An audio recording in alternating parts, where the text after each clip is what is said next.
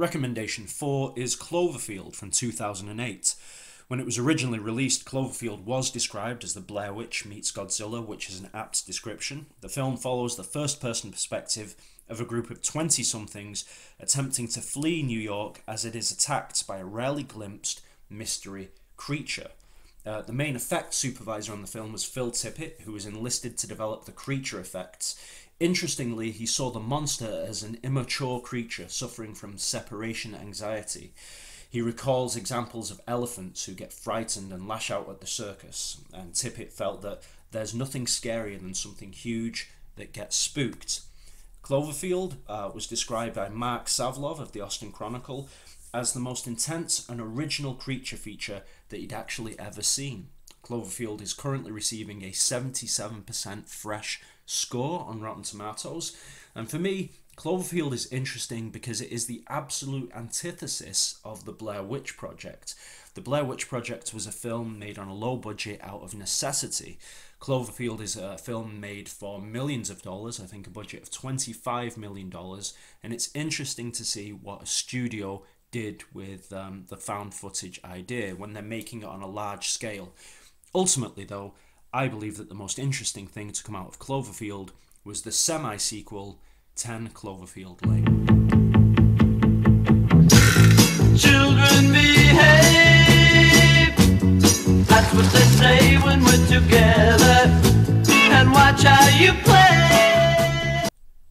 Released in March 2016, 10 Cloverfield Lane, unlike Cloverfield, is not a found footage feature, but what it is a taut and at times agonizingly tense picture, which utilizes the skills of a very, very talented cast and crew.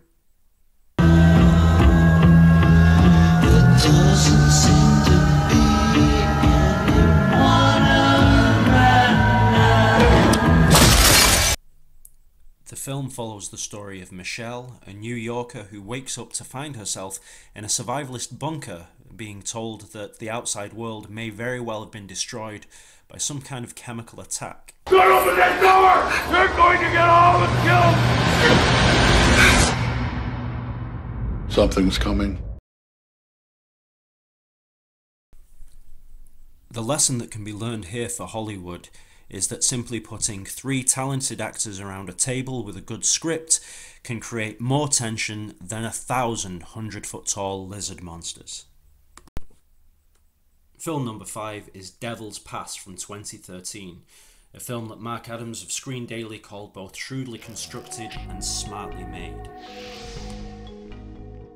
53 years ago, 9 people set up camp in the Ural Mountains in Russia. It had become known as the Dyatlov Pass incident. Are you scared? No. We're recreating a trip in which 9 people died. Yeah, what, like 50 years ago? Now this is a classic example of Hollywood playing fast and loose with the based on true events tagline. The film is inspired by true events that occurred in 1959, where 9 experienced hikers went out into the Ural Mountains in Russia and were subsequently found frozen to death after seemingly fleeing their camp dressed in inappropriate clothes. They fled out into sub-zero temperatures and heavy snowfall, with no explanation being found as to why these experienced people chose to flee. This film is not the film of what did happen. Instead, it focuses on a group of students travelling to Dyatlov Pass in an effort to understand what became of the hikers in 1959. You gotta reset it now. The film very quickly lurches from the understandable and relatable problems that the team may face. One member of the team is injured, for example. The GPS tracking system seems to fail, but very quickly these horrors are replaced by a twist in the tale that really makes The Devil's Pass more of a science fiction horror movie. I would certainly class it as schlock, but it is enjoyable schlock nonetheless.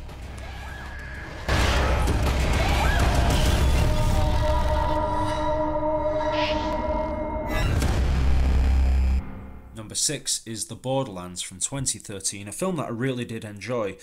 If Cloverfield is the Blair Witch Project meets Godzilla, then the Borderlands really is the Blair Witch Project meets the Wicker Man, or at least something approaching the Wicker Man. The story itself centres on a group of Vatican investigators dispatched to an old church in England, rumoured to be the site of a miracle. We see the story unfold from the perspective of Chief Debunker, Deacon, played by Gordon Kennedy, and his technical assistant, Gray Parker, played by Robin Hill.